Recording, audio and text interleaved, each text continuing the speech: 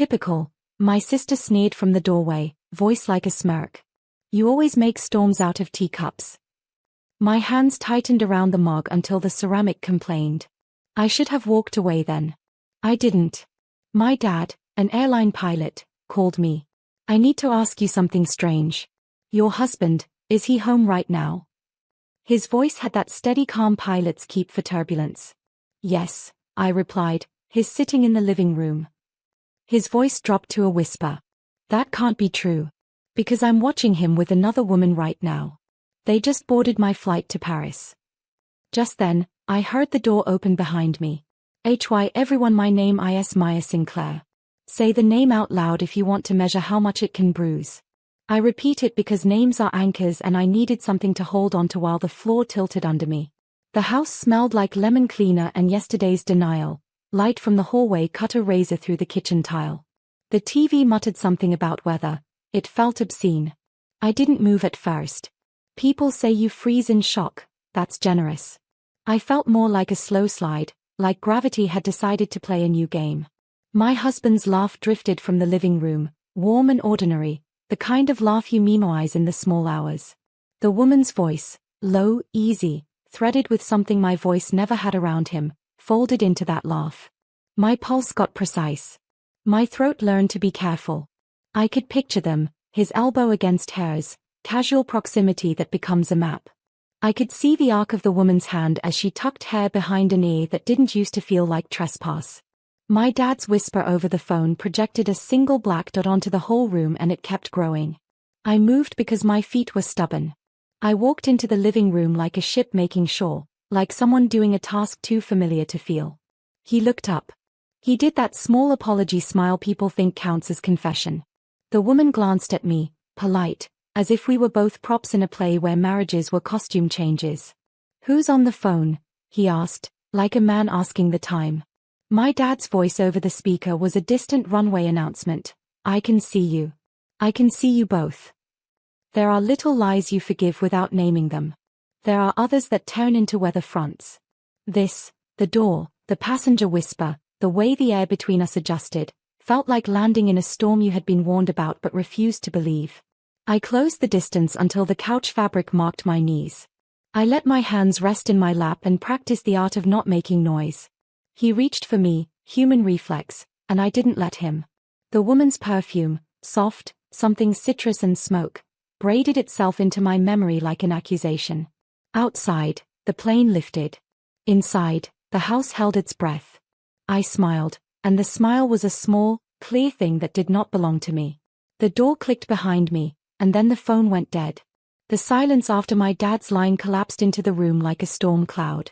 My husband blinked once, twice, like a man caught under a sudden spotlight.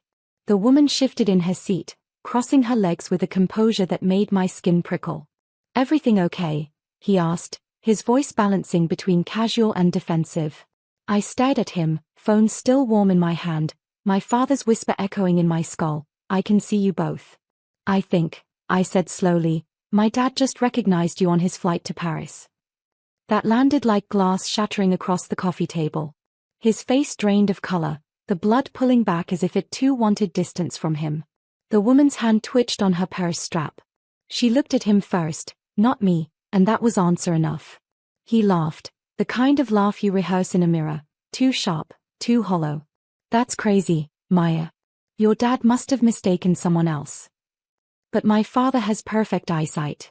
And the way my husband's knee jittered against the carpet betrayed the script he was trying to read from. I glanced toward the front door I'd heard open earlier. Empty. My sister was gone, her mocking line, just an echo. Or maybe she'd left because she knew.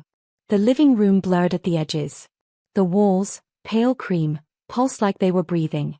Every family photo on the shelf, my smile, his arm wrapped around me, turned into a lineup of evidence.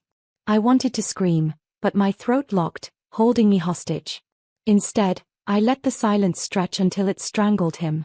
He finally stood, pacing, hands cutting the air. Look, I can explain. No, my voice surprised me. It wasn't a scream. It was a verdict. You don't get to explain. Not tonight. The woman rose too, smoothing her skirt, avoiding my eyes like guilt wears perfume. The sound of a plane overhead throbbed through the ceiling, maybe the same one my dad was piloting. A line connected sky to floor, father to daughter, betrayal to proof. And I sat in the center of it, steady, as if my stillness could burn hotter than their excuses. Twist. In that silence, I realized he wasn't panicking about me. He was panicking about what my father might do next. His pacing turned jagged, like he was trying to outwalk his own lies. He rubbed his temples, muttering half-sentences that never finished, while the woman hovered by the door, purse clutched tight against her ribs like a shield. I sat still, my phone heavy in my hand. I scrolled to check the call log, the duration of my dad's call glaring back at me like undeniable proof. My father had really seen him. My father had spoken the truth. Paris, I whispered, tasting the word like ash. You were supposed to be at work today. Where were you really? He froze mid-step, his jaw tightening until a vein surfaced at his temple. Business, he said finally. You know I travel for meetings sometimes. This is just a misunderstanding. But his voice cracked on misunderstanding. That single crack was louder than any confession. The woman finally spoke, her tone soft but slicing. Maybe I should go. She reached for the handle, but his hand shot out, stopping her. Not for her sake, but his. His eyes darted to me, not with love, not with fear of losing me, but with calculation. He was cornered, and corners make predators desperate. You'll ruin everything, he hissed at her under his breath, but I heard it. I always heard too much. And then I knew, this wasn't just infidelity. It was bigger. The way his voice sharpened when he said everything felt like the tip of an iceberg scraping against my skin. The air between us thickened until I could hear my own heartbeat pressing against my ribs. I wanted to ask who she was, how long, why me.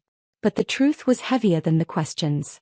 The truth was already in the room, wearing perfume and silence. I stood finally, slow and deliberate, letting the creak of the floorboards punctuate my decision. His eyes followed me, waiting for a fight, a sob, a collapse. Instead, I leaned in close enough for him to see the steadiness in my pupils. If my dad saw you, I murmured, then it's not just my marriage you've broken. It's your own mask. Twist. His lips parted, ready to respond, but in that pause, my phone buzzed again. It was my father calling back. The vibration in my hand felt like thunder, low and insistent. My husband's eyes locked on the phone as if it were a live grenade. The woman shrank back, pressing her shoulder to the doorframe like she wanted the house to spit her out. I slid my thumb across the screen. Dad. My voice was careful, thin as glass. His breathing crackled through the speaker. Maya, listen to me. He isn't just traveling with her. He booked 2 tickets in first class, under his company card. And my father paused, as though weighing whether to wound me further. He told the crew she's his wife. The room detonated in silence. My husband lunged forward. Hang up. His hand reached toward mine, but I pulled back, the phone close to my chest. That single motion seemed to strip the last layer of control from him. He said you were his wife, I repeated, not to my father, but to the stranger standing across from me. She flinched as if the title itself burned. I didn't know, she whispered, finally cracking the silence. Her voice trembled, but her eyes betrayed a flicker of doubt not about me, but about him. He turned on her instantly, the mask slipping. Don't you dare play innocent. You knew exactly what this was. Their argument spilled out like toxic smoke, filling the room. Words shot between them, lies, promises, future. I stood in the middle, strangely detached, as though watching a play staged for my destruction. I thought about the years I'd defended him. The dinners where I laughed too loud to drown out suspicion. The way I told my friends, he's just stressed from work. And now, with my father's voice still in my ear, I saw the whole performance collapsing. Dad, I whispered into the phone, my throat raw, thank you. I know enough. He hesitated. Maya, come stay with me tonight. Don't stay there. But I didn't answer.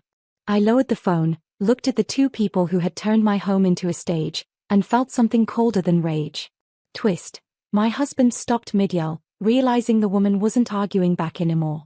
She was staring at me, guilt flooding her face, as if she knew a secret about him that I didn't yet. Her gaze clung to me, not him. That was the first real betrayal of the night, not his, but hers. She wasn't defending him anymore. She was pleading with her eyes, like she wanted me to see something buried beneath their affair. "What is it?"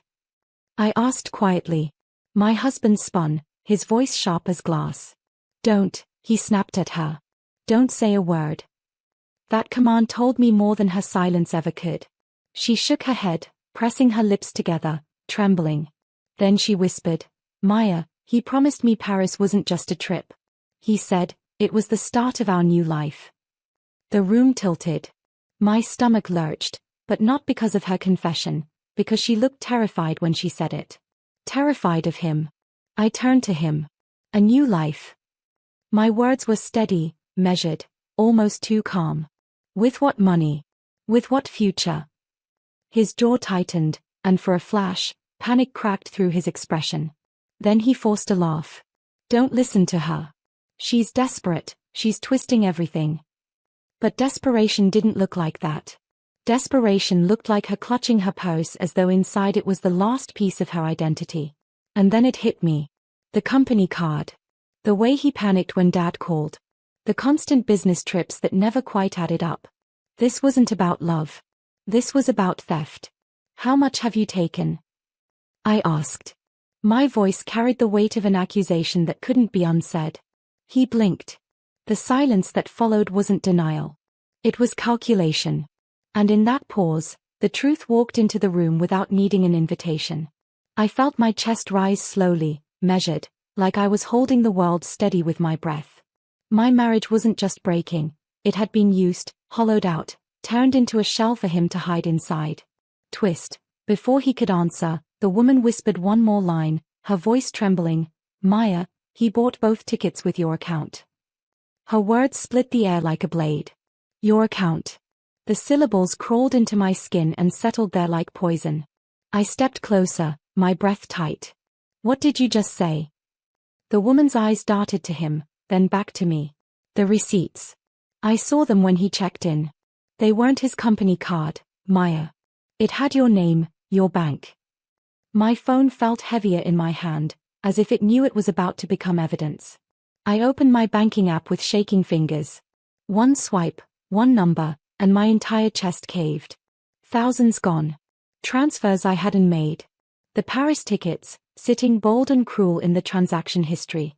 I looked up slowly, the phone glowing between us. His face went slack, but not guilty, annoyed. Like I had stumbled into his script too early. "You were never supposed to see that," he muttered. The woman gasped, covering her mouth. For the first time, I saw her clearly, not a lover, but another victim, strung along with promises he purchased using my life. "You used me," I said, voice low, steady.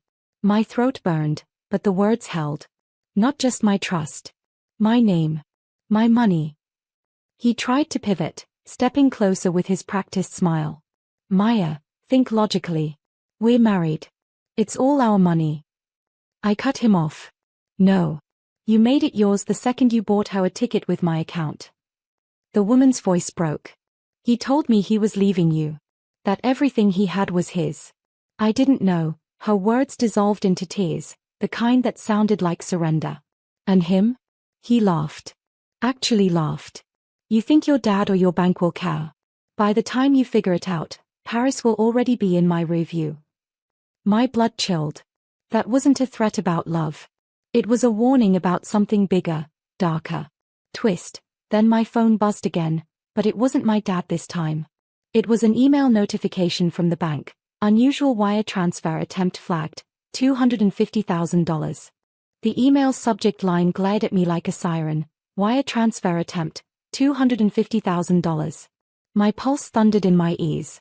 My husband's face shifted when he saw the screen, the false charm falling away completely. "You weren't supposed to catch that yet," he said, voice low, almost resigned. The woman's hands flew to her mouth. $250,000. She looked at me, then at him, as if realizing she was a pawn in a game she hadn't even known existed. I clutched the phone tighter. "How long?" My words were calm, but my whole body trembled. How long have you been draining me? He didn't answer. His silence was enough. I felt a hollow ache open in my chest, then something harder slid into place, clarity. Betrayal was no longer just personal. It was financial theft, identity theft, a dismantling of everything I had built. I moved toward the desk drawer, pulled out the folder I kept with account records. My hands flipped through papers until I saw it. Discrepancies, tiny withdrawals over months. A slow bleed leading to this attempt at the kill shot. The woman backed away from him. You said you were successful, that you own the company. He cut her off, eyes flashing. Shut up. But she didn't. Her voice cracked. He told me you were unstable, Maya. That your father was always interfering, that you didn't understand money.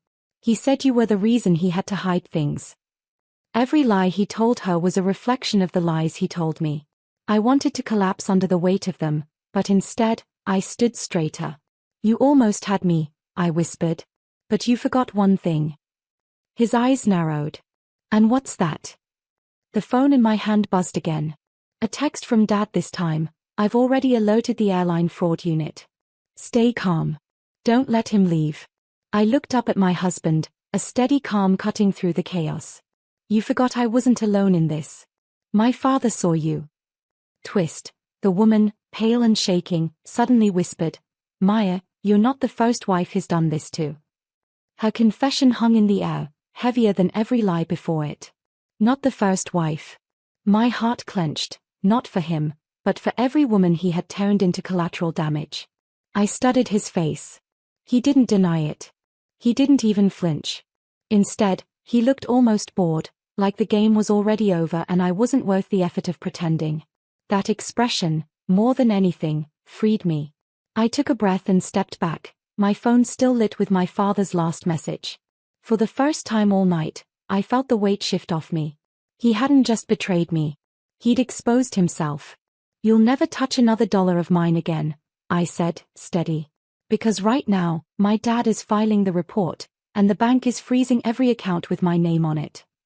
His jaw locked, but his silence was louder than any threat. The woman finally moved, setting her purse down like it was poisoned. I'm done too, she whispered. She didn't look at him again. She only looked at me, her eyes glassy with a strange mix of guilt and gratitude.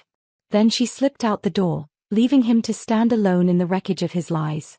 The house seemed to exhale with her exit. The TV still murmured in the background, but I didn't hear it anymore. All I heard was the beating of my own heart, steady, certain. I turned toward the window where the night pressed against the glass. Planes roared somewhere far above, and I thought of my dad, guiding one safely through the storm. I thought of how he had seen the truth before I was ready to. And I thought of myself, standing now, unbroken, even after everything. My husband opened his mouth, but I lifted a hand. Save it. Whatever you were going to say, I don't need to hear. I walked past him, each step deliberate, carrying me out of the ruins and into something cleaner. The betrayal was real. But so was the freedom that followed.